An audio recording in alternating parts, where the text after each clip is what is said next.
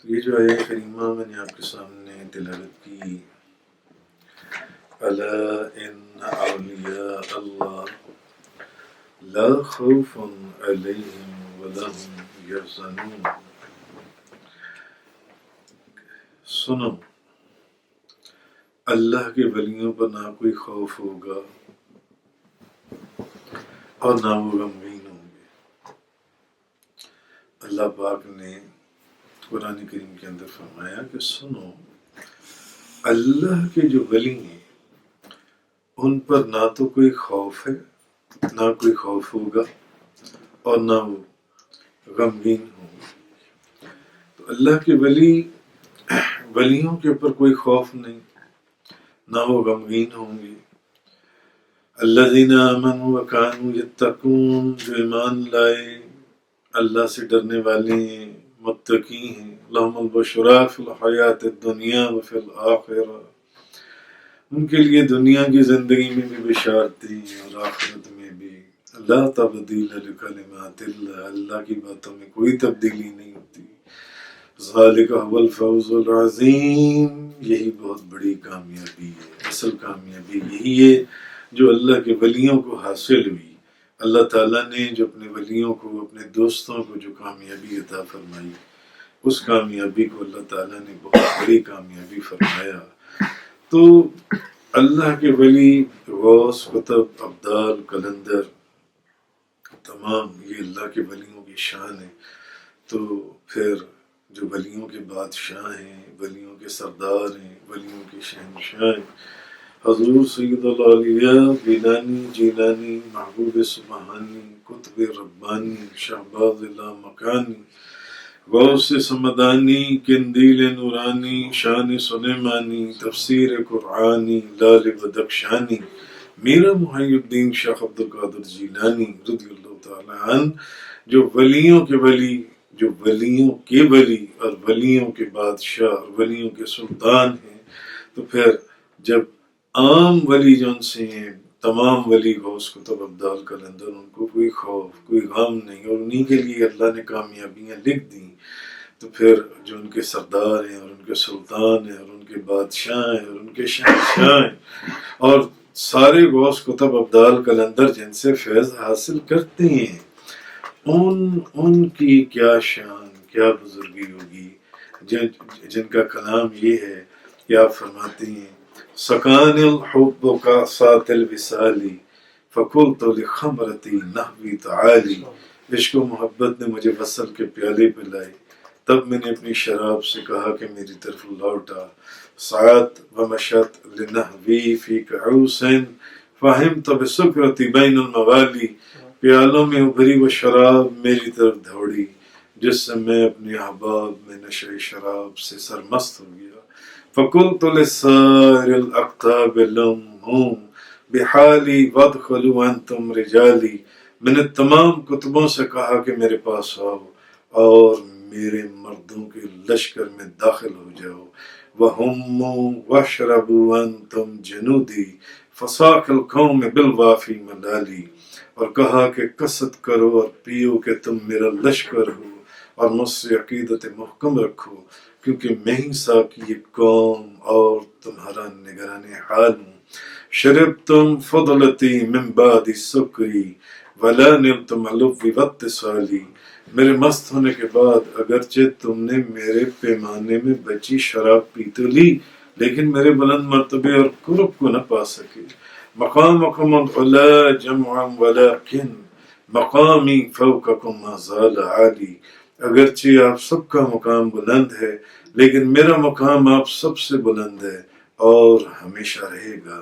انا فی حضرت التقریب وحدی یصرفنی وحسبی ذوالجلالی، میں قرب الہی میں یکتا اور یگانہ ہوں، اللہ تعالیٰ مجھے ایک درجے سے دوسرے درجے میں ترقی دیتا ہے اور وہ میرے لیے کافی ہے۔ انا الباغی اشہب کل شیخ ومن ذا فی الرجال یؤتی مثالی، جیسے شہباز تمام پرندوں پر غالب ہے، ایسے ہی میں تمام مشائخ پر غالب ہوں۔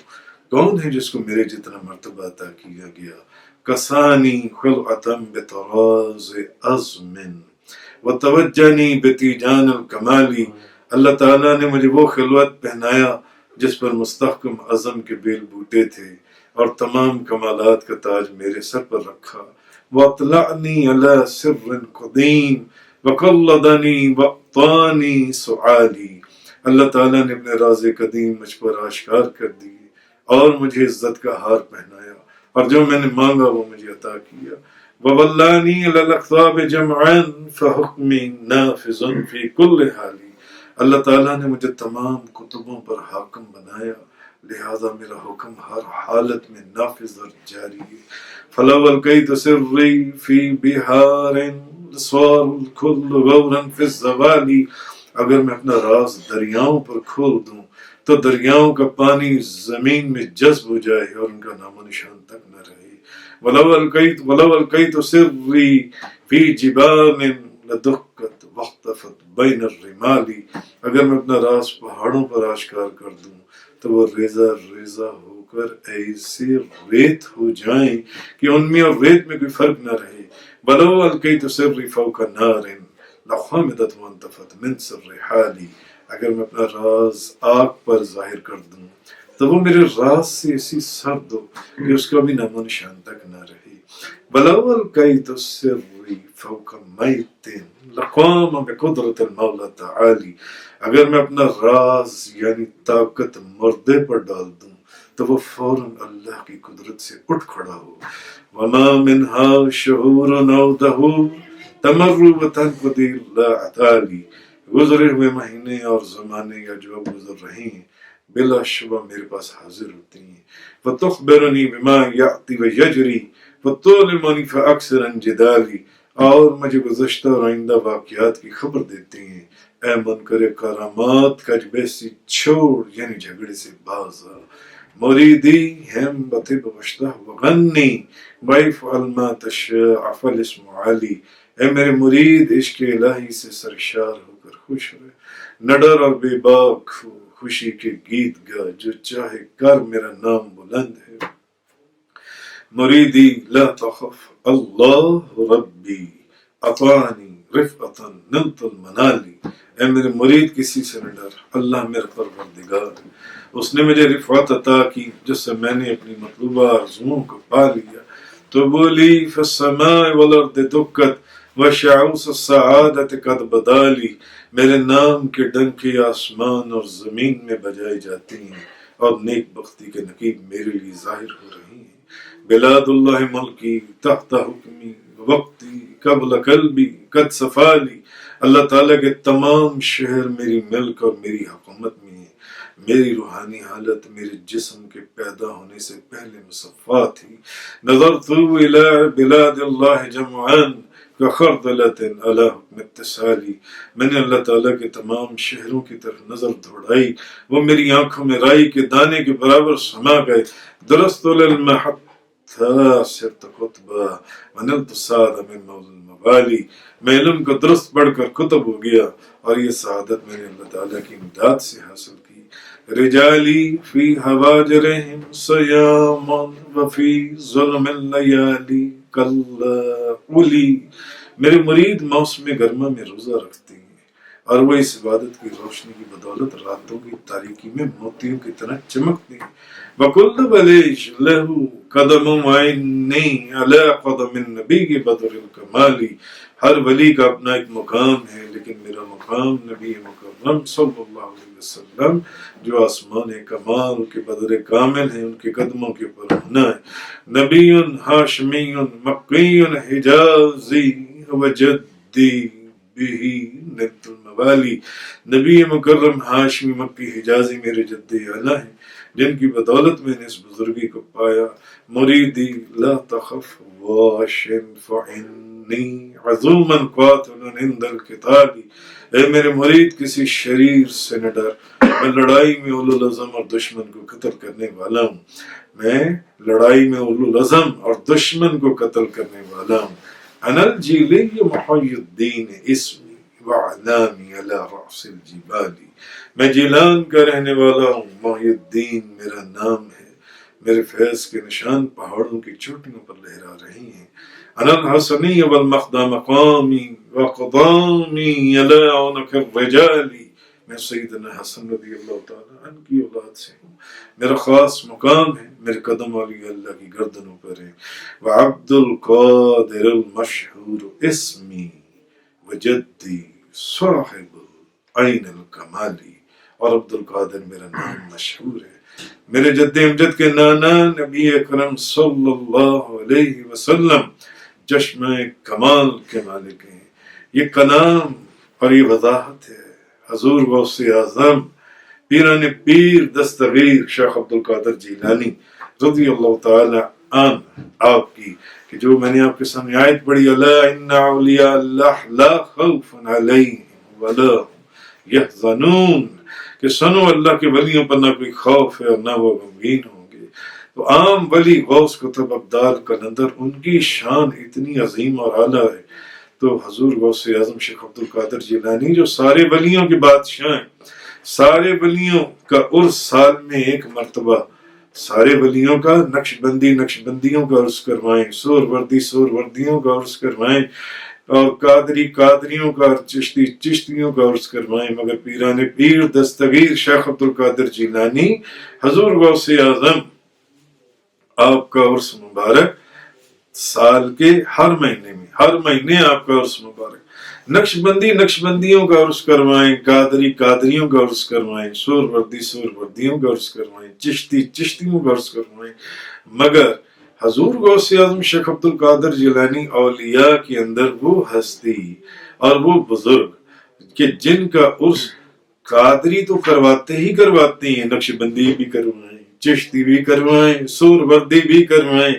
آج یہاں مینچسٹر میں جن کی ہاں یہ محفل ہو رہی ہے وہ بھی نقش بندی، حق نواز صاحب اور مدثر نواز اور مقصود نواز، جن کے گھر میں آج یہ سالانہ 11ویں شریف کی محفل سجی ہے مینچسٹر میں، یہاں پر یہ بھی نقش بندی، تو قادری تو حضور غوث اعظم کا عرس کرواتے ہیں، مگر یہ کیسے بزرگ ہیں جن کا عرس نقش بندی بھی کروائیں، جن کا عرس چشتی بھی کروائیں، جن کا عرس قادری بھی کروائیں، یوسفی بھی کروائیں، رضوی بھی کروائیں، رفائی بھی کروائیں، شاذلی بھی کروائیں، کلندری بھی کروائیں۔ سب یہ کون سے بزرگ ہیں؟ یہ وہی بزرگ ہیں جن کا کلام ابھی میں نے آپ کے سامنے پیش کیا، جن کا کلام، جن کو اللہ نے بڑی بزرگی اور بڑی شان عطا فرمائی۔ ہر ولی کا اپنا ایک علاقہ ہے، پاک پتن شریف میں بابا فرید الدین گنج شکر، اجمیر شریف میں سلطان الہند خواجہ غریب نواز معین الدین چشتی اجمیری، اسی طرح اور بزرگ سرہند شریف میں امام ربانی مجدد الفسانی شیخ احمد سرہندی، کوئی بزرگ، ہر ولی کا اپنا ایک علاقہ، مگر حضور غوث جس طرح آپ کی نیاز، آپ کا عرس، آپ کی 11ویں شریف سارے سلسلوں کے بزرگ کروائیں، اسی طرح ہر بزرگ کا اپنا ایک علاقہ مخصوص، مگر حضور سارے ولیوں کے جتنے علاقے وہ سارے ولیوں کے سلطان حضور غوث اعظم شیخ عبد القادر جیلانی کے۔ مثلا میں آپ کو بتاتا ہوں، ایک شخص بابا فرید الدین گنج شکر کی خدمت میں حاضر ہوا اور عرض کرنے لگا، حضور میں ملتان جانا چاہتا ہوں۔ اس وقت راستہ بڑا خطرناک تھا، تو مہربانی فرمائیں تاکہ میں صحیح سلامت ملتان پہنچ جاؤں۔ تو بابا فرید الدین گنج شکر آپ فرمانے لگے بھی دیکھو فلاں جگہ جو ہے نا، فلاں ہاؤس تک، وہاں تک تو ہمارا علاقہ ہے، وہاں تک تو تم صحیح سلامت پہنچو گے انشاءاللہ، مگر وہاں سے آگے خواجہ بہاول حق زکریا ملتانی کا علاقہ شروع ہو جاتا ہے، آگے وہ جانے اور تم جانو، تو ہر ولی کا اپنا ایک علاقہ ہے، تو ساری دنیا کے اندر اللہ کے ولی تقسیم ہے، ساری دنیا کا نظام جو سنبھالے بیٹھے ہیں نبی کریم صلی اللہ علیہ وسلم کی خاص جماعت کے لوگ ہیں، جن میں کچھ ظاہر ہیں، کچھ ہڈن والیاں ہیں، کوئی سی آئی ڈی کے لوگ ہیں، کوئی اسپیشل برانچ کے لوگ ہیں، تو یہ جو لوگ ہیں ان کے اپنے اپنے علاقے، مگر ان سب کے علاقے حضور غوث اعظم کا علاقہ۔ ایک وزیر اپنی وزارت کی حد اور علاقے میں ہی اپنا حکم چلا سکتا ہے، لیکن ہر وزیر کا اپنا اپنا ایک علاقہ ہوتا ہے۔ یہ مذہبی امور کا وزیر ہے تو اس نے مذہبی جون سے پروگرام ہے اسی کے اندر ہی اس کی وزارت کا حکم چلے گا۔ یہ فورن افیئرز کا وزیر ہے تو اس کا فورن افیئرز میں چلے گا۔ یہ خوراک کا وزیر ہے تو اس کا خوراک میں چلے گا۔ یہ ڈیفنس کا وزیر تو اس کا ڈیفنس میں چلے گا۔ مگر وزیر اعظم کا حکم ہر ادارے کے اندر چلتا ہے، ہر وزارت کے اندر چلتا ہے وزیر اعظم کا جون سا حکم ہے۔ اسی طرح ہر گورنر جون سا ہے وہ اپنے صوبے کی حد میں راج کرتا ہے، مگر صدر مملکت جو صدر ہے اس کا سلسلہ پورے ملک میں نافذ ہوتا ہے، ہر طرف جون سا۔ تو اب کہنے کا مقصد یہ ہے کہ جس کی ضمانت حضور بابا فرید صاحب دے دیں اور کہیں کہ فلاں جگہ تک تو میرا علاقہ ہے، وہاں تک تو میں تمہارا ضامن ہوں، کچھ نہیں ہوگا، بے فکر ہو کے چلے۔ مگر اگلا علاقہ جون سے ہے وہ خواجہ بہاول زکریا ملتانی کا شروع ہو رہا ہے، آگے وہ جانے اور تم جانو، آگے وہ جانے اور وہ تم جانو۔ تو جن کے ضامن حضور غوث اعظم شیخ عبد القادر جیلانی ہیں، جن کے ضامن غوث اعظم، ان کا کیا کہنا؟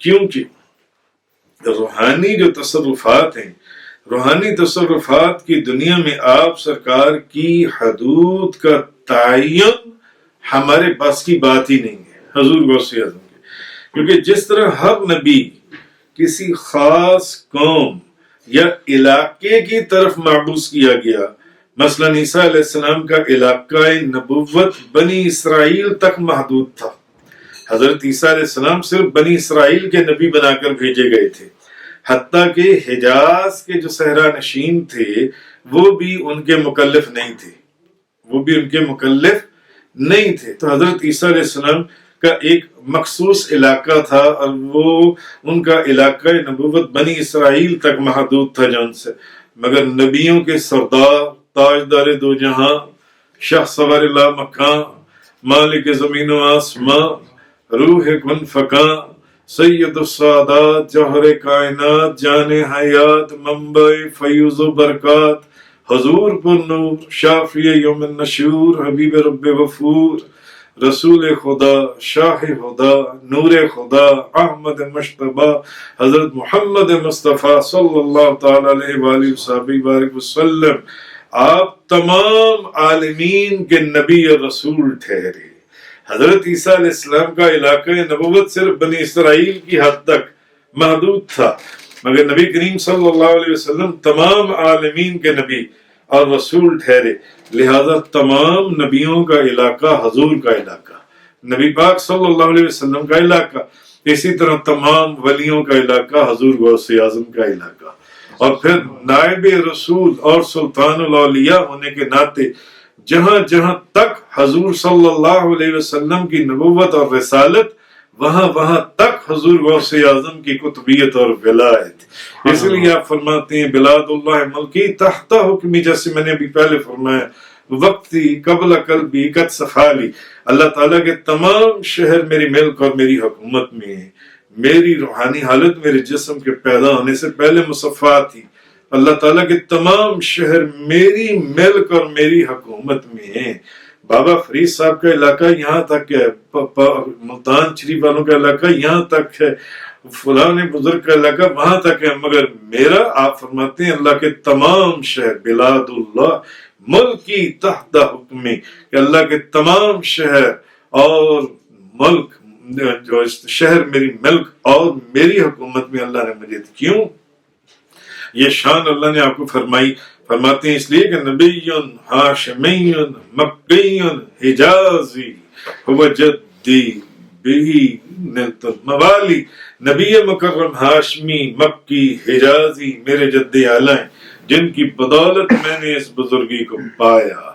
اسی لیے جس کے کہنے کا مقصد بات جہاں سے شروع ہوئی تھی کہ ایک شخص کو، کسی کو ضمانت کوئی بزرگ دے رہے ہیں، کسی کو کوئی دے رہے ہیں، تو جس کے ضامن خود حضور غوث اعظم ہو جائیں، قلائد الجواہر پڑھیں، بہجت الاسرار پڑھیں، اور خلاصۃ المفاخر پڑھیں، نزہۃ الخاطر پڑھیں، اخبار الاخیار پڑھیں، ان کتابوں کے اندر جو حضور غوث اعظم نے اپنے مریدین کو ضمانت دی، پیر طریقت حضرت حاجی محمد یوسف علی نگینہ رحمۃ اللہ علیہ آپ حضور غوث اعظم کی شان میں لکھتے ہیں، میں ضامن محشر تیگ کر ہاں کوئی خوف نہ کرن مرید میرے، کہ حضور غوث اعظم کے اس فرمان کو اپنے اشعار میں، اپنے کلام کے اندر، آپ کی منقبت کے اندر بیان کرتے ہیں کہ میں ضامن محشر تیگ کر ہاں کوئی خوف نہ کرن مرید میرے، اے یوسف کولو نہیں کہندے میرے غوث دنیا تحریراں۔ تو کہنے کا مقصد یہ کہ حضور غوث اعظم کی جو ضمانت ہے، مسلمان تو مسلمان، غیر مسلم لوگوں نے بھی جو مسلمان نہیں ہیں انہوں نے بھی آپ سرکار کو مشکلات میں نہ صرف اپنا ضامن بنایا بلکہ اپنا ضامن پایا۔ مسلمان تو مسلمان، قادری تو ہیں ہی، نقش بندی بھی آپ کو آپ بھی کے دریا سے پانی پینے والے، اور چشتی بھی اور سور وردی بھی، اور پھر مسلمان بھی جو مسلمان ہیں حضور غوث اعظم کے غلام ہیں، خادم ہیں، مگر غیر مسلم بھی جانتے ہیں وہ بھی حضور غوث اعظم کو نہ صرف وہ آپ کو اپنا ضامن بناتے ہیں بلکہ آپ کو اپنا ضامن پاتے بھی ہیں کہ واقعی آپ ہمارے ضامن ہیں۔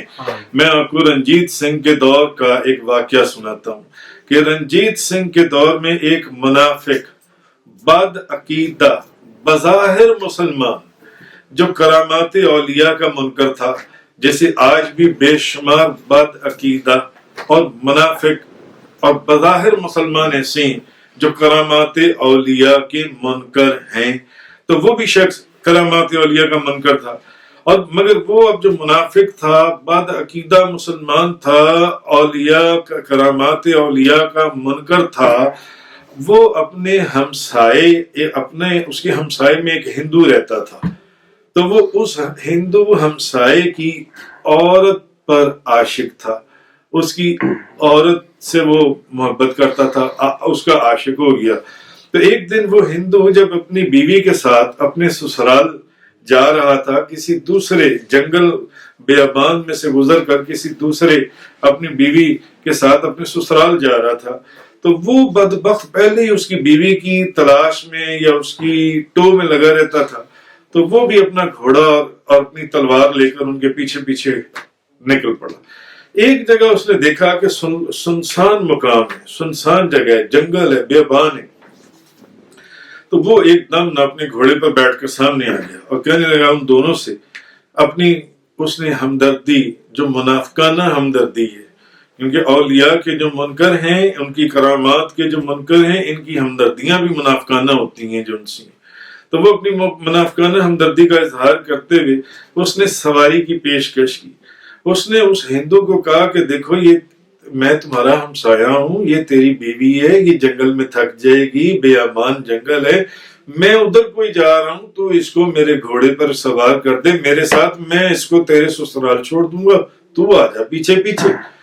اب وہ نہ مانا، وہ کہے کہ نہیں، میں تو اس کو تیرے ساتھ نہیں بھیجوں گا۔ اس نے کہا نہیں، تو وہ کہنے، اس نے، وہ جو منافق بظاہر مسلمان تھا، اس نے کہا کہ نہیں، اس بیچاری عورت کا کیا قصور، میں ادھر ہی جا رہا ہوں، تو اس کو میرے گھوڑے کے اوپر بٹھا دے، میں اس کو وہاں چھوڑ دوں گا، یہ تھک جائے گی۔ آخر جب بحث بڑی، وہ ہندو کو بھی اس نے کہا کہ یار جنگل ہے، بیابان ہے، یہ کہہ ہی رہا ہے کہ یہ میری بیوی کو بٹھا کر ادھر جا بھی ادھر ہی رہا ہے، تو یہ ادھر چھوڑ دے گا۔ تو اس نے کہا کہ تم ضمانت دو، تم کہ میری بیوی کو تم خیریت سے تم اس کو وہاں تک پہنچا دو گے، میں بھی پیچھے آ تو رہا ہی ہوں، تو بحفاظت منزل پر پہنچا دو گے۔ تو اب وہ جو منافق تھا، بظاہر ایک مسلمان بنا ہوا تھا، تو وہ کہنے لگا کہ میں اس جنگل بیابان میں ضامن کس کو لے کر آؤں جو میری ضمانت دے کہ میں تیری بیوی کو خیریت سے وہاں پہنچا دوں گا۔ تو وہ کہنے میں کس کی ضمانت دوں؟ تو ہندو کہنے لگا نہیں، مجھے ضمانت چاہیے۔ تو ہندو کی بیوی بولی، وہ عورت بولی، کہنے لگی کہ تم مسلمان لوگ 11ویں والے بڑے پیر صاحب کے بڑے ماننے والے ہو، تم ہندو عورت کے، تم مسلمان لوگ 11ویں والے بڑے پیر صاحب کے بڑے ماننے والے ہو، چلو تم انہی کی ضمانت دے دو۔ اس نے سوچا، اس نے کہا اس میں کیا حرج ہے، کیونکہ وہ تو پہلے ہی کرامات اولیاء کا منکر تھا۔ اس نے کہا کہ کہنے لگا، اس نے کہا اس میں کیا حرج ہے، ہاں کہہ دو، چلو ٹھیک ہے، میں نے 11ویں والے پیر کو جن سے اپنا ضامن بنا دیا. تو اس نے کہا ٹھیک ہے میں ان کو ضامن بناتا ہوں اپنا کہ میں تیری بیوی کو خیریت سے اس کے گھر تک پہنچا دوں گا. اچھا اب جیسی وہ عورت اس کے گھوڑے کے اوپر سوار ہوئی، تلوار اس کے ہاتھ میں تھی، تو ایک دم اس کی نیت خراب ہو گئی. اس نے کہا یہیں پر ہی نا اس ہندو کا سر قلم کر دو اور گھوڑا دوڑا دو، اس کی بیوی کو لے کے دوڑ دو. بیٹھ تو گئی ہے، اب وہ میرے گھوڑے کے اوپر جن سے. اس نے کیا کیا، اس نے ہندو نیچے تھا، اس نے ایک دم تلوار ماری اور ہندو کی گردن کاٹ دی، اور اوپر سے اس نے گھوڑا دوڑا دیا، گھوڑے کو ایڑ لگا دی. اب عورت زاروں کے تار رو رہی ہے، چیخ رہی ہے، پیچھے بار بار مڑ کے پیچھے اپنے خامد کو دیکھ رہی ہے، جس وہ ہندو عورت کے اس خامد کو جس کی اس نے گردن کاٹ دی، اور اس نے گھوڑا دوڑا دی. وہ کہنے لگا، جب کافی آگے چلا گیا، کہنے لگا تو بار بار پیچھے کس کو مڑ کے دیکھ رہی ہے؟ اس نے اب یہاں کہاں پر آ جانا ہے؟ یعنی اپنے خامد کو جس کو تو دیکھ رہی ہے، اس کو تو میں نے قتل کر دیا، مار دیا میں نے اس کو. تو وہ عورت کپ کپاتی ہوئی آواز میں، لرزتی ہوئی آواز میں بولی، کہنے لگی میں شوہر کو نہیں دیکھ رہی، اور میں شوہر کو نہیں دیکھ رہی، میں بڑے پیر صاحب 11ویں والے پیر کو دیکھ رہی ہوں جن کی تو نے مجھے ضمانت دی تھی.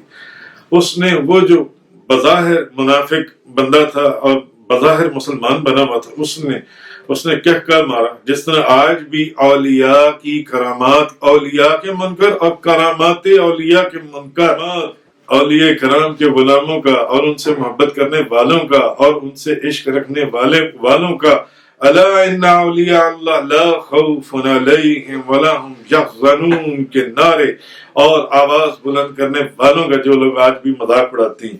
اس نے کہکا لگایا، اس نے کہا بڑے پیر صاحب ہوئے، ان کو تو فوت ہوئے کئی صدیاں گزر گئیں، بڑے پیر صاحب 11ویں والوں کو، وہ یہاں تیری مدد کو کہاں سے آئیں گے؟ وہ کہاں سے تیری مدد کریں گے؟ اتنا کہنا تھا کہ وہ گھوڑا ایک دم رک گیا اور سامنے دو بزرگ نمودار ہوئے.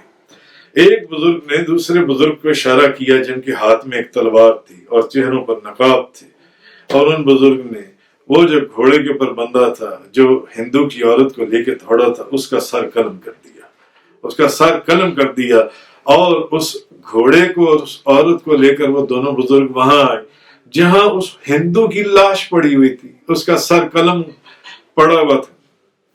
ایک بزرگ نے دوسرے بزرگوں کو اشارہ کیا تو انہوں نے اس کا سر اس کے دھڑ سے لگا کر کہا، قم باذن اللہ، اٹھ اللہ کے حکم سے، اٹھ اللہ کے حکم سے. تو وہ ہندو ایک دم جیسے انہوں نے کہا قم باذن اللہ یعنی اللہ کے حکم سے اٹھ، تو وہ ہندو زندہ ہو گیا، اور ہندو کے زندہ ہوتے ہی وہ دونوں بزرگ وہاں سے چلے گئے. وہ دونوں بزرگ، اب وہ دونوں میاں بیوی، وہ ہندو کو تو خدا نے نئی زندگی عطا فرما دی، اور وہ عورت، وہ دونوں جو ان سے ہیں میاں بیوی، گھوڑے پر سوار ہو کر گھر واپس آ گئے، خیریت سے واپس اپنے گھر آ گئے. اب جب وہ جس منافق کی ان بزرگوں نے گردن کاٹی تھی، وہ مرنے والے کے وارثوں نے گھوڑا دیکھا تو وہ کہ ان دونوں کے پاس گھوڑا اور ان کو ان کا بندہ مرا ہوا ملا. تو ان لوگوں نے رنجیت سنگھ کی عدالت میں ان دونوں میاں بیوی کے اوپر کیس دائر کر دیا، انہوں نے مقدمہ کر دیا ان دونوں میاں بیوی کے اوپر. انہوں نے کہا کہ ہمارا بندہ غائب ہے اور وہ مرا ہوا ملا ہے، اور یہ جون سا ہے، یہ گھوڑا جون سا اس کا ہے، وہ تو ان دونوں کے پاس تھا. انہوں نے بہت سمجھایا، انہوں نے کہا کہ نہیں، یہ ایسا نہیں ہے. تو انہوں نے ہمارا آدمی قتل کر دیا جون سے. تو ان دونوں میاں بیوی نے رنجیت سنگھ کو جنگل والا سارا واقعہ سنایا کہ ایسے ایسے یہ واقعہ ہوا، یہ شخص جس کا یہ کہہ رہے ہیں وہ ہمارے پیچھے آیا، اس طرح وہ میری عورت کو لے کے بھاگا اور اس کو قتل کیا گیا. اور پھر دو بزرگ آئے اور انہوں نے اس کو قتل کیا اور اس کو زندہ کر دیا جون سے. تو اب وہ رنجیت سنگھ مانے، وہ کہ یہ کیسے ہو سکتا ہے، یہ کیا باتیں کرنے لگے، کوئی گواہ ہے تو لے کر آؤ، اور اب کوئی گواہ ہے کہ یہ جو اس واقعے کی تصدیق کرے کہ واقعی ایسا ہوا تھا. تو وہ دونوں کہنے لگے کہ ہمارے علاقے میں ان دونوں بزرگوں میں سے ایک بزرگ کو ہم تھوڑا سا پہچانتے ہیں، وہ ہمارے علاقے میں ایک مجذوب ہیں، گل محمد شاہ صاحب، گل محمد شاہ صاحب جو سی ہیں وہ ہمیں شاکے وہ تھے، وہ ہم شکل تھے ان کے۔ مجذوب یہ بھی ایک ولایت کا ڈپارٹمنٹ ہے، یہ جن کے اندر جذب ہوتا ہے اور یہ اس کیفیت کے اندر دنیا میں اپنے علاقوں میں پھرتے ہیں۔ اللہ نے جو بھی نظام ان کے حوالے کیا ہے، تو اب انہوں نے کہا کہ وہ گل محمد مجذوب شاہ صاحب تھے، گل محمد شاہ صاحب تھے۔ تو رنجیت سنگھ نے کہا گل محمد شاہ صاحب کو عدالت میں پیش کیا جائے، اس مجذوب کو پکڑو اور لے کر آؤ۔ تو جب ان کو لایا گیا تو انہوں نے بے عین ہی رنجیت سنگھ کی عدالت میں تصدیق کی کہ جو یہ ہندو مرد اور یہ عورت سارا واقعہ بتاتے ہیں وہ سارا واقعہ ایسا ہی تھا۔ اور انہوں نے پھر اس بات کی تصدیق کی کہ میرے ساتھ جو دوسرے بزرگ تھے جن کے حکم کے اوپر میں نے اس کی گردن کاٹی اور اس کی گردن جوڑ کر اس کو زندہ کر دیا، وہ حضرت پیران پیر دستگیر بڑی گیارہویں والے پیر شیخ عبد القادر جیلانی تھے۔ تو ان کی ضامن ہونے والی کرامت سے جون سے وہ رنجیت سنگھ جون سے وہ پھر اس بڑا متاثر ہوا اور اس نے ان دونوں میاں بیوی کے انعام و اکرام سے رخصت کیا۔ تو بابا جی صاحب حاجی محمد یوسف علی نگینہ رحمۃ اللہ علیہ انہوں نے کیا کمال فرمایا کہ لیلا یار میاں لے دانا تے ڈوبی ہوئی تار جائیں گی۔ تو حضور غوث اعظم شیخ عبد القادر جیلانی ولیوں کے ولی، ایسے ولی جن کی صرف مسلمانوں نے نہیں غیر مسلم لوگوں نے بھی جن کو اپنا ضامن بنایا، نہ صرف اپنا ضامن بنایا بلکہ ان کو ضامن پایا۔ اسی لیے آپ کہتے ہیں وَلَوْ أَلْقَيْتُ سِرِّي فَوْقَ مَيْتٍ مَقَامَ بِقُدْرَةِ الْمَوْلَى تَعَالِي، اگر میں اپنا راز یعنی طاقت مردے پر ڈال دوں تو وہ فوراً اللہ کی قدرت سے اٹھ کھڑا ہو۔ اسی طرح قلائد الجواہر کے اندر، بہجت الاسرار کے اندر اور بے شمار کتابوں کے اندر، غالباً اخبار الاخیار کے اندر، نزہۃ الخاطر کے اندر، تفریح الخاطر کے اندر، خلاصۃ المفاخر کے اندر، بے شمار کتابوں کے اندر ایک واقعہ لکھا ہے کہ ایک حسن بن نجم نامی ایک بزنس مین تھا جو امپورٹ ایکسپورٹ کا کام کرتا تھا، بہت بڑا تاجر تھا۔ وہ حضرت شیخ حماد دباس رحمۃ اللہ علیہ، حماد دباس بن مسلم کی خدمت میں عرض کیا۔ اس نے کہا حضور کہ 700 دینار کا میرے پاس، یعنی 700 دینار اس زمانے میں بہت بڑی لاکھوں کی رقم ہوگی۔ اس نے کہا میں تجارت کا مال لے کر قافلہ جون سے وہ شام کے سفر کے لیے میرا تیار ہے۔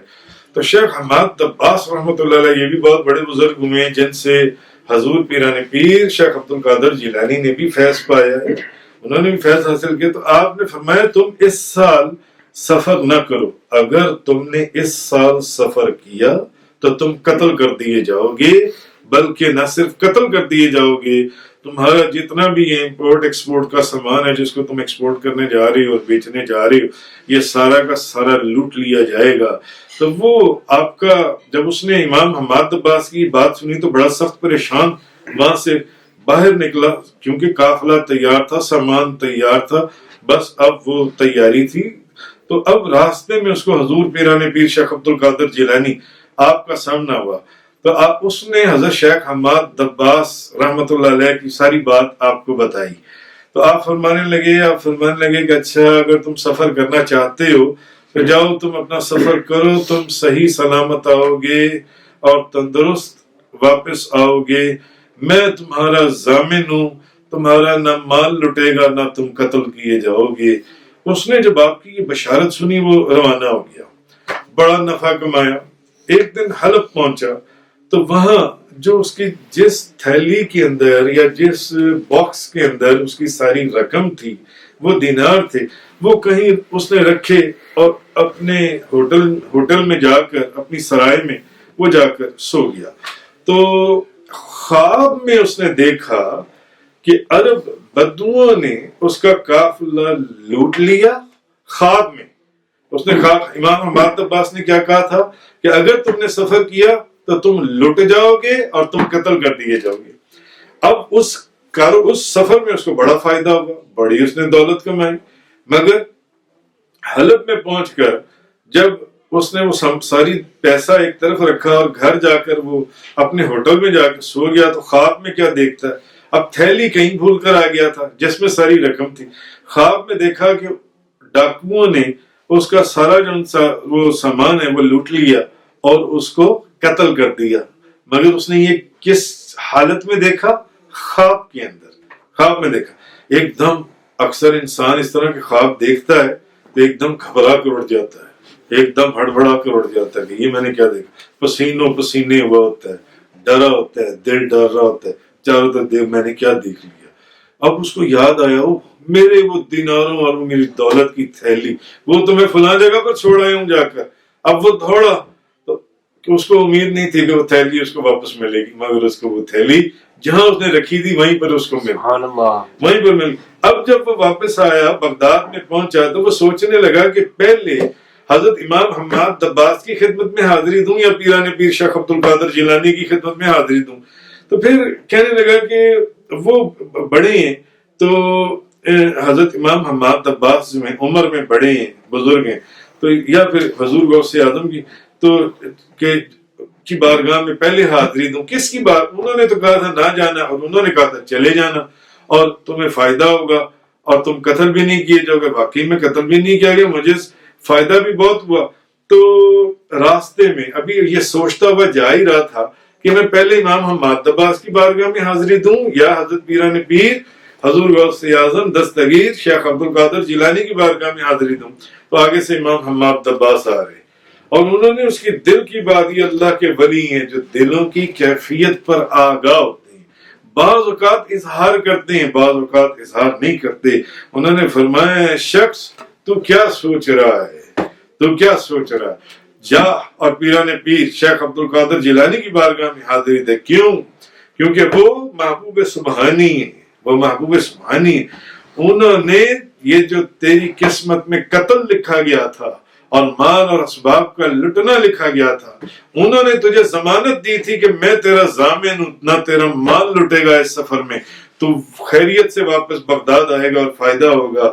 انہوں نے 70 مرتبہ تیرے لیے دعا کی اللہ کی بارگاہ میں، تب تیرے قتل کو خواب کے اندر اور تیرے مال کے لٹنے کو بھی خواب کی حالت میں تبدیل کر دیا گیا. صرف خواب کی حالت میں تو نے دیکھا کہ تیرا مال لٹ گیا اور تو قتل کر دیا گیا. ان کی بارگاہ میں حاضری دے. کیوں؟ کیونکہ وہ پیران پیر شیخ عبد القادر جیلانی جون سے ہیں، وہ محبوب سبحانی ہیں، وہاں پر حاضری. اسی لیے بڑے بڑے بزرگوں نے آپ کے تو نام کی تسبیح پڑھی ہے.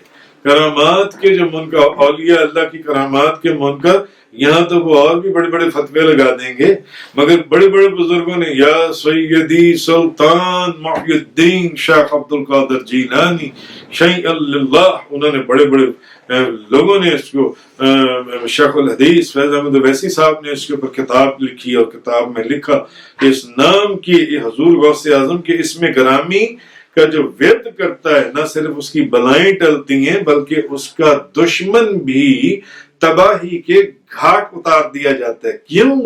اسی لیے آپ فرماتے ہیں کہ مریدی لا تخف واشن فعنی عظوم قاتلا عند القتال، اے میرے مرید کسی شریر سے نہ ڈر، میں لڑائی میں اولو العزم اور دشمن کو قتل کرنے والا ہوں. آپ دیکھیے کہ غیر مسلم لوگوں نے بھی جنہوں نے آپ کو ضامن بنایا، آپ نے ان کے دشمن کو، یہ تو مرید بھی نہیں تھے، تو ان کے جنہوں نے ضامن بنایا، آپ نے اس ضمانت کو کیسے پورا فرمایا؟ اس منافق کی گردن کو کاٹ کر دور فرمایا. قطب الاقطاب میاں شیر محمد صاحب شرقی رحمۃ اللہ علیہ، آپ مغرب کی نماز کے بعد اس نام کا وظیفہ کیا کرتے تھے، یا سیدی سلطان محی الدین شیخ عبد القادر جیلانی شیخ اللہ شاہ ولی اللہ محدث دہلوی بھی، آپ نے بھی اس تسبیح کی بڑی برکتیں اور رحمتیں، آپ نے فرمایا اس تسبیح کے اندر بڑی برکتیں اور بڑی رحمتیں، شاہ ولی اللہ محدث دہلوی. تو اسی طرح تو حضور غوث اعظم، تو جس نے بھی پریشانی یا مصیبت میں صدقے دل سے آپ کو پکارا، آپ فوراً اس کی مدد کو حاضر ہوئے. شہزادے کس کی ہیں؟ صاحبزادے کس کی ہیں؟ شہزادے کس کی ہیں؟ حضور نبی کریم تاجدار دو جہاں، آپ صلی اللہ علیہ وسلم کے نزہۃ الناظرین میں شیخ ابو عبداللہ نعمان فرماتے ہیں ایک کتاب کے اندر فرماتے ہیں میں دوران سفر جون سے ایک سفر مقدس میں حجاز کا، مکہ مکرمہ کا، مدینہ منورہ کا سفر، میں اپنے قافلے سے بچھڑ گیا جنگل میں، بیابان میں، چٹیل میدان تھا، سخت اتنا مجھے خوف محسوس ہوا، میرا قافلہ جا چکا تھا، میں قافلے سے بہت پیچھے رہ چکا تھا، مجھے دہشت ہوئی، خوف و ہراس اور پیاس کی شدت نے مجھے گھیر لیا، میں زندگی سے مایوس ہو گیا، مجھے لگتا تھا کہ اب میرا آخری وقت آ گیا۔ تو بے قراری کے اندر میری زبان سے نکلا، یا محمد انا مستغیث بک یا محمد، یا محمد میں آپ سے فریاد چاہتا ہوں۔ اچانک کسی نے میرا ہاتھ پکڑا اور جب میں نے توجہ کی تو اس نے میرے قافلے کے ساتھ میرے قافلے کے اندر پہنچا دیا، اور جاتے وقت ان بزرگوں نے مجھے فرمایا جو ہمیں پکارتا ہے یا فریاد کرتا ہے ہم اسے محروم نہیں رکھتے، ہم اس کی مدد کو آتے ہیں، ہم اس کی فریاد کو پہنچتے ہیں، ہم اس کی مدد کے لیے اس جگہ پر آتے ہیں جو ہمیں مدد کے لیے پکارتا ہے۔ تو آپ فرماتے ہیں شیخ ابو عبداللہ نعمان، میں فوراً سمجھ گیا کہ جو بات میرے دل میں تھی کہ یہ کون بزرگ ہیں جنہوں نے میرا ہاتھ پکڑا، میں تو مر رہا تھا، آخری سانسوں پر تھا، اس جنگل بیابان چٹیل میں پیاس اور بھوک سے میری آخری سانسیں تھیں، اور انہوں نے مجھے میرے قافلے کے اندر پہنچا دیا اور فرمایا کہ جو ہمیں پکارتا ہے ہم اس کی مدد کو آتے ہیں۔ تو ان کو یاد آیا کہ میں نے کیا اس مرتے وقت اپنے منہ سے کیا فرمایا تھا، یا محمد انا مستغیث بک یا محمد، یا محمد میں آپ سے فریاد چاہتا ہوں، آپ میری مدد کو پہنچیے۔ تو آپ فرماتے ہیں میں فوراً سمجھ گیا کہ تاجدار دو جہاں نبی کریم صلی اللہ علیہ وسلم، کیونکہ جب میں نے دیکھا مجھے اس جگہ پہنچایا تو اس جنگل کی ہر چیز نور سے چمک رہی تھی، میں سمجھ گیا تاجدار دو جہاں۔ اگر ہو جذبہ کامل تو اکثر ہم نے دیکھا ہے وہ خود تشریف لاتے ہیں، تڑپایا نہیں کرتے۔ جذبہ کامل ہو، ایمان ہو، ایقان ہو، پھر حضور کی اوپر ایک توجہ، تو پھر وہ خود تشریف لاتے ہیں۔ اگر ہو جذبہ کامل تو اکثر ہم نے دیکھا ہے وہ خود تشریف لاتے ہیں، تڑپایا نہیں کرتے۔ تو سلطان الانبیاء غلاموں کی خبر رکھتے ہیں، تو سلطان الاولیاء جو انہی کے صاحبزادے اور انہی کے شہزادے ہیں وہ کیسے اپنے غلاموں کی مدد کے اوپر نہیں پہنچتے ہوں گے۔ آل نبی اولاد علی دیوا سید گیلانی، دستگیر جنہا دا دادا کون تنہا دا ثانی۔ تو خیر آج یہاں مینچسٹر کے اندر یہ مبارک محفل سجی ہے، حق نواز صاحب کے گھر، مدثر نواز اور مقصود نواز کے گھر۔ تو آخری بات کر کے میں اپنے اس بیان کو اختتام کی طرف لے کے جا رہا ہوں۔ تو 11ویں شریف کی محفل بہت مبارک محفل ہے۔ آج لاہور شریف کے اندر 500B جوہر ٹاؤن کے اندر بھی محفل سجی، اور آج یہاں پر بھی محفل سجی ہوئی اور سالانہ محفل ہے۔ حکیم الامت حضرت علامہ حضرت شاہ ولی اللہ محدث دہلوی مکتوبات مرزا مظہر جانے جانا سے ایک مکتوب نقل کرتے ہیں۔ وہ کہتے ہیں، وہ فرماتے ہیں مرزا مظہر جانے جانا کے مکتوبات میں سے کون نقل کرتے ہیں؟ نقل کرنے والے شاہ ولی اللہ محدث دہلوی ہیں۔ کلمات طیبات شاہ ولی اللہ، انہوں نے اس کے اندر یہ واقعہ لکھا ہے، یہ بات لکھی ہے۔ اور پھر شیخ الحدیث فیض احمد ویسی صاحب نے اس کو برکات 11ویں شریف کے اندر انہوں نے اس واقعے کو لکھا۔ تو وہ فرماتے ہیں کہ حکیم الامت حضرت علامہ شاہ ولی اللہ محدث دہلوی مکتوبات مرزا مظہر جانے جانا سے مکتوب نقل کرتے ہیں۔ فرماتے وہ لکھتے ہیں مرزا مظہر جانے جانا کہ میں نے خواب میں کہیں ایک جگہ پر میں نے مراقبے میں میں نے ایک کمرہ دیکھا، جیسے یہاں پر یہ 11ویں شریف کی محفل سجی ہوئی ہے آج مینچسٹر میں، تو میں نے ایک کمرہ دیکھا، اس کمرے کے اندر بے شمار اولیاء اللہ بیٹھے ہوئے تھے، اولیاء اللہ حلقہ باندھ کر بیٹھے ہوئے تھے، تو وہ بیٹھے ہوئے تھے اور مراقبے میں بیٹھے ہوئے تھے، اور ان کے درمیان، ان اولیاء کے درمیان حضرت خواجہ بہاؤالدین نقشبند اور خواجہ جنید بغدادی آپ بھی بیٹھے ہوئے تھے اور استغنا ما سوا اللہ کا عالم تھا، وہ کیفیات جلوہ نما تھی. تو میں نے وہ مرزا مظہر جانے جانا، آپ فرماتے ہیں کہ میں نے ان سے پوچھا کہ بھی یہ کیا معاملہ ہے، یہ سارے اولیاء اللہ اس کمرے میں بیٹھے ہوئے ہیں اور یہ بیچ میں خواجہ خواجگان حضرت بہاؤالدین نقشبند اور سید الطائفہ خواجہ جنید بغدادی رحمۃ اللہ علیہ یہ تشریف فرمائے. تو مجھے کسی نے کہا کہ ہم حضرت علی کرم اللہ تعالی وجہ الکریم، ہم ان کے استقبال کے لیے ان کا انتظار کر رہے ہیں، ان کے لیے بیٹھے ہوئے. اتنے میں حضرت علی کرم اللہ وجہ الکریم آ جاتے ہیں، آپ کے ساتھ ایک سولیدہ بال اور ایک سولیدہ بال برہنہ سولیدہ بال اور پاؤں سے ننگا ایک فقیر بھی ہے، ایک شخص ہے.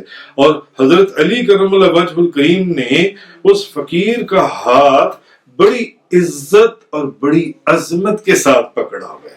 حضرت علی نے اس فقیر کا ہاتھ، جس کے ایک مٹی اور کپڑے اور سولیدہ بال اور ننگے پاؤں، وہ جو فقیر، اس کا ہاتھ حضرت علی نے بڑی عزت اور عظمت کے ساتھ پکڑا ہوا ہے. مرزا مظہر جانے جانا، یہ وہ مرزا مظہر جانے جانا ہے جن کے نام کے اوپر قرآن کی تفسیر مظہری لکھی گئی ہے.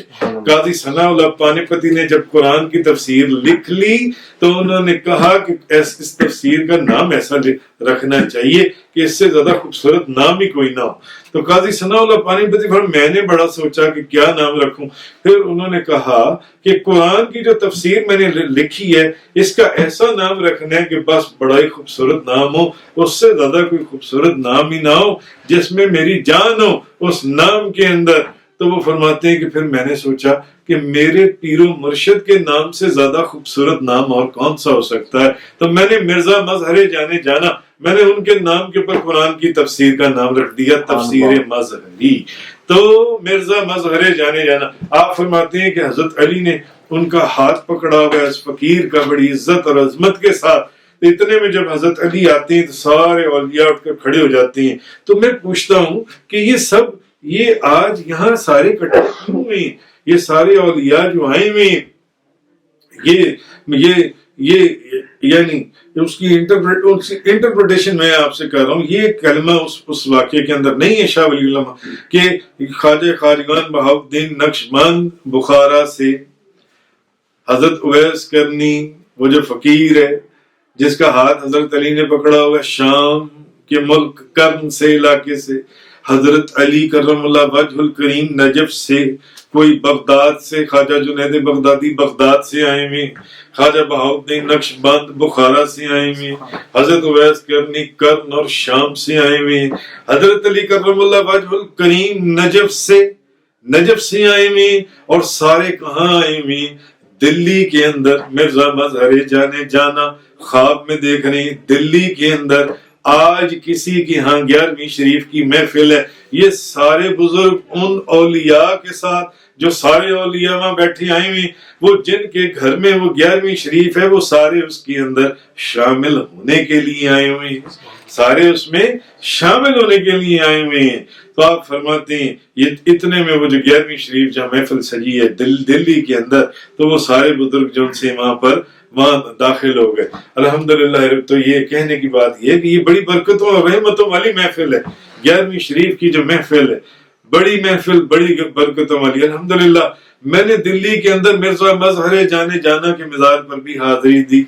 میں نے جنہوں نے واقعہ لکھا شاہ ولی اللہ محدث دہلوی، میں نے ان کے مزار پر بھی دلی میں حاضری دی. پھر خواجہ بہاؤالدین نقشبند بخارا میں نواز صاحب کے ساتھ حاضری دی. پھر بغداد شریف کے اندر خواجہ جنید بغدادی کے مزار پر حاضری دی. نجف کے اندر حضرت علی کے مزار پر حاضری دی. اور بغداد میں پیران پیر شیخ عبد القادر جیلانی جن کا یہ ذکر چل رہا ہے، ان کی بارگاہ میں تو بے شمار اللہ تعالیٰ نے حاضری عطا فرمائی، حاضر ہونے کا موقع دیا تھا. تو 11ویں شریف کی محفل یہ بڑی برکتوں والی محفل ہے. یہ کوئی یہ نہ سمجھے کہ یہ کوئی عام محفل ہے. یہ لکھنے والا کون ہے؟ شاہ ولی اللہ محدث دہلوی. یہ صرف اہل سنت والجماعت نہیں، ان کو تو دیوبندی بھی اپنا بزرگ مانتے ہیں، دیوبندی حضرات بھی ان کو اپنا بزرگ مانتے ہیں. شاہ ولی اللہ محدث دہلوی نے لکھا.